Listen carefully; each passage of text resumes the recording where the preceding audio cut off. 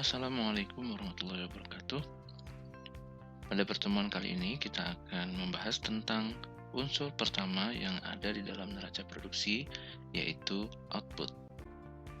Pada pertemuan sebelumnya kita telah sedikit membahas tentang penghitungan produk domestik bruto melalui pendekatan produksi atau pendekatan lapangan usaha. Penghitungan PDB dengan pendekatan produksi atau lapangan usaha secara umum merupakan penjumlahan dari nilai tambah bruto dari lapangan-lapangan usaha yang ada. Nilai tambah bruto sendiri merupakan selisih antara nilai output dikurangi dengan nilai konsumsi atau biaya antara. Sehingga kita perlu untuk tahu apa itu output dan bagaimana cara menghitungnya. Output sendiri merupakan perkalian antara jumlah barang dan jasa yang dapat diproduksi dikalikan dengan harganya. Output merupakan hasil dari proses produksi, dan produksi ini berkaitan dengan aktivitas, sehingga output dari proses produksi tersebut merupakan satu set produk. Dan output akan diukur pada level establishment, termasuk juga output dari beberapa proses produksi yang dilakukan oleh establishment tersebut. Pengukuran output di level establishment bergantung pada dua prinsip. Yang pertama adalah prinsip kepemilikan, dan yang kedua adalah prinsip transfer resiko. Prinsip kepemilikan akan terjadi jika ada perpindahan kepemilikan barang dari establishment pertama ke establishment kedua. Establishment pertama di sini digambarkan sebagai perusahaan pertambangan yang menghasilkan minyak mentah, sedangkan establishment kedua merupakan perusahaan penggilingan yang akan menghasilkan bahan bakar minyak. Jika terjadi perpindahan kepemilikan, maka establishment pertama akan menghasilkan output berupa minyak mentah, sedangkan establishment kedua yang merupakan perusahaan penggilingan akan menghasilkan bahan bakar minyak. Akan tetapi, jika tidak ada perpindahan kepemilikan, maka establishment pertama akan menghasilkan BBM, sedangkan establishment kedua yang merupakan perusahaan penggilingan hanya akan menghasilkan output jasa penggilingan minyak tersebut. Prinsip yang kedua adalah prinsip transfer risiko. Digambarkan, enterprise ketiga ini merupakan perusahaan pembangkitan listrik yang memiliki dua establishment.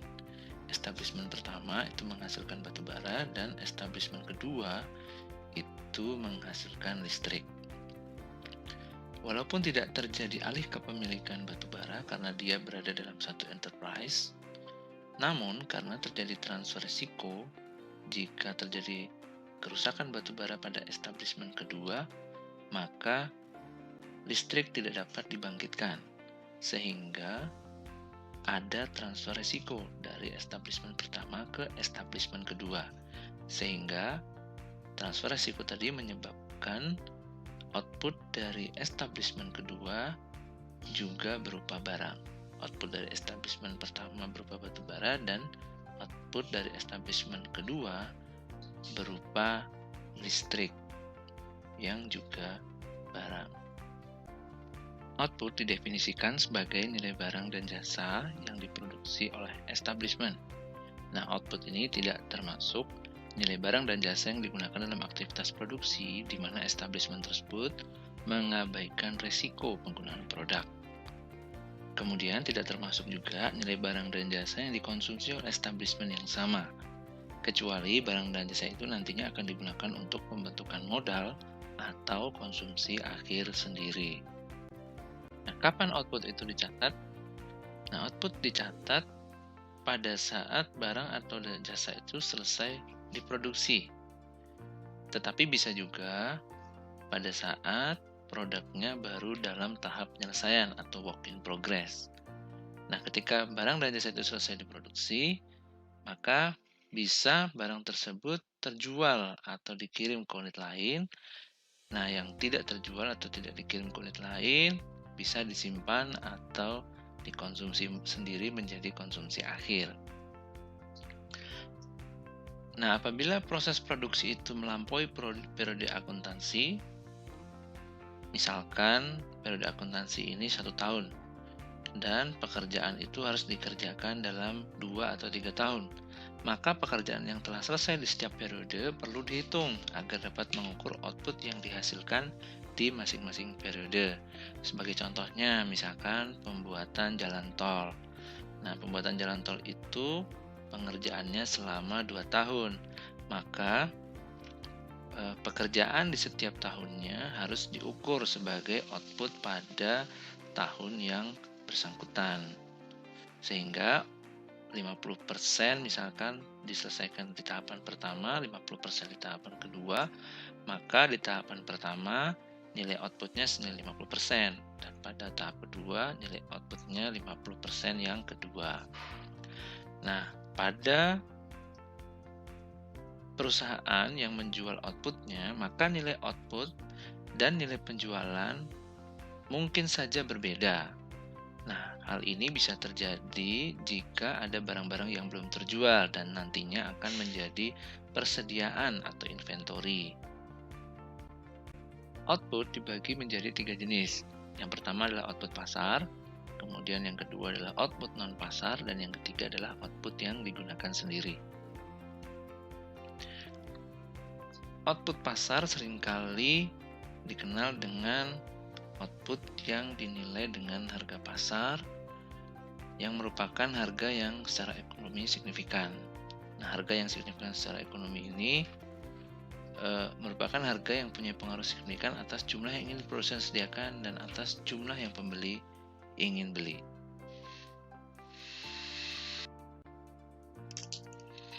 Nah, cakupan output pasar yang pertama adalah barang dan jasa yang dijual, yang ditentukan pada harga yang signifikan secara ekonomi. Kemudian yang kedua adalah barang jasa yang ditukar atau barter dengan barang jasa yang lain. Kemudian pembayaran dalam bentuk barang atau natura.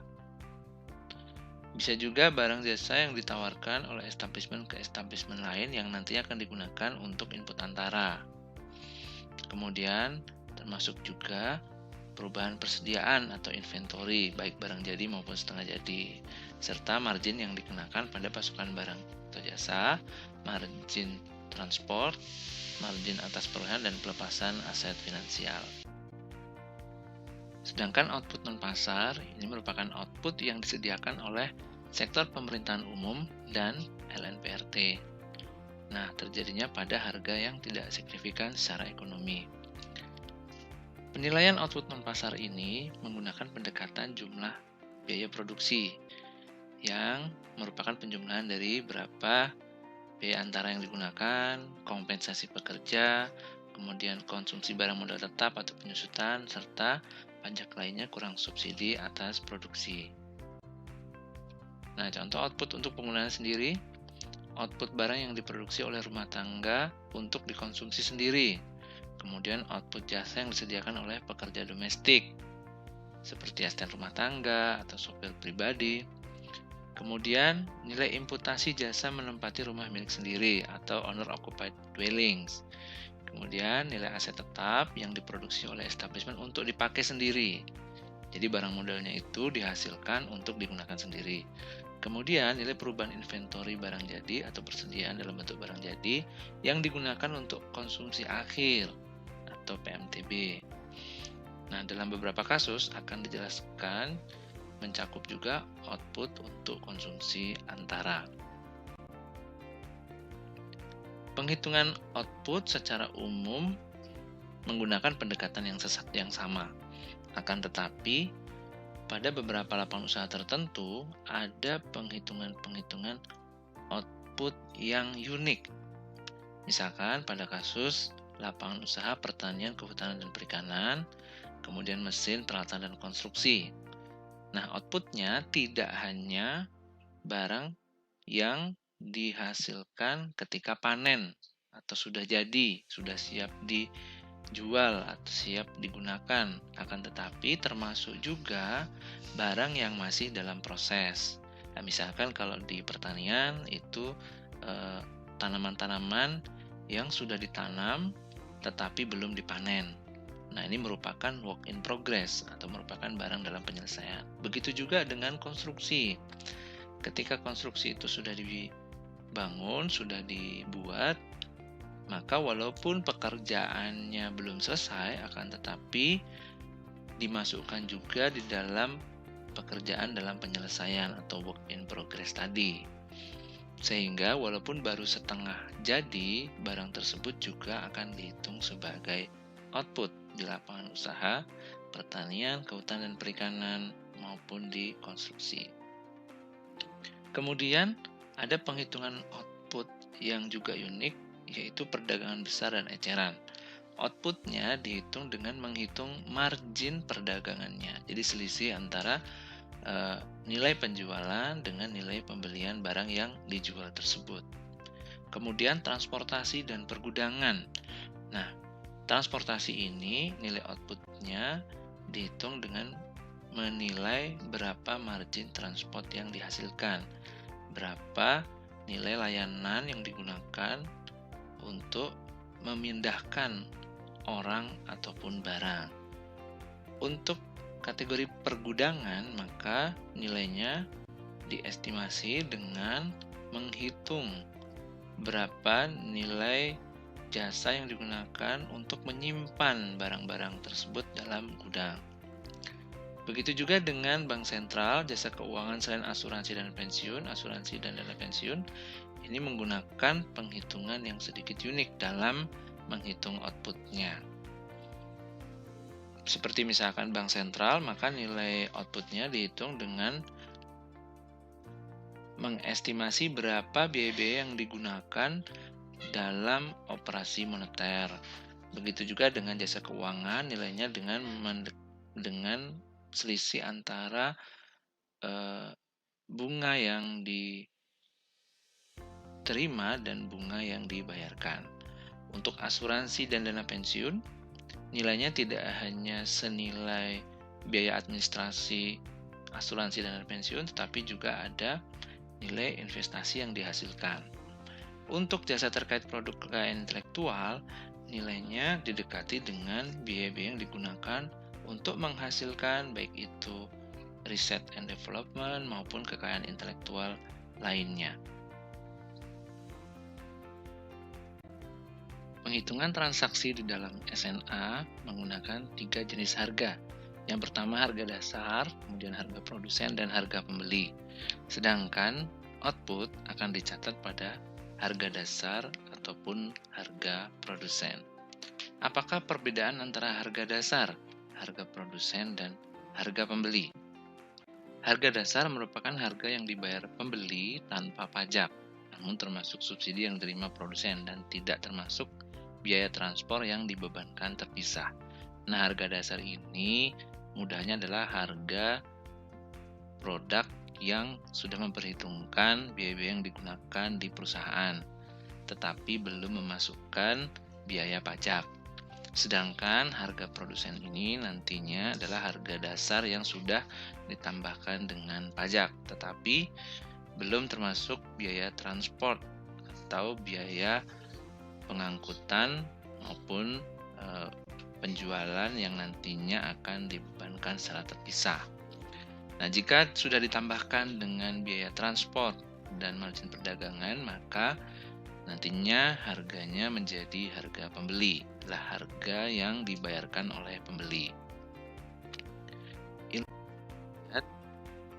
Sebagai berikut, contohnya misalkan untuk biaya listrik. Nah, harga dasar listrik senilai Rp1.050 per kWh. Setelah ditambah dengan pajak atas produk senilai Rp40 per kWh dan dikurangi subsidi atas produk, subsidi listrik yang diberikan oleh pemerintah senilai Rp390 per kWh, maka akan menjadi harga produsen senilai Rp700 per kWh. Nah, setelah ditambahkan dengan biaya transport, kalau di dalam kasus ini berarti biaya transportnya 0 dan margin perdagangannya juga 0, maka nilai harga pembeli untuk listrik tersebut senilai Rp700 per kWh. Nah, di dalam neraca produksi tentunya juga harus seimbang antara sisi sumber dan sisi penggunaan, sehingga jumlah sumber nilainya akan sama dengan jumlah penggunaan. Nilai output yang telah kita dapatkan tadi merupakan nilai pada sisi sumber. Selanjutnya kita akan melihat berapa nilai di sisi penggunaan yang berupa biaya antara, sehingga akan kita dapatkan item penyeimbangnya berupa nilai tambah bruto. Nilai-nilai ini nantinya akan juga untuk setiap sektor institusi, baik itu non-financial corporation, financial corporation, general government, household, dan NPRT atau non-profit institution serving household.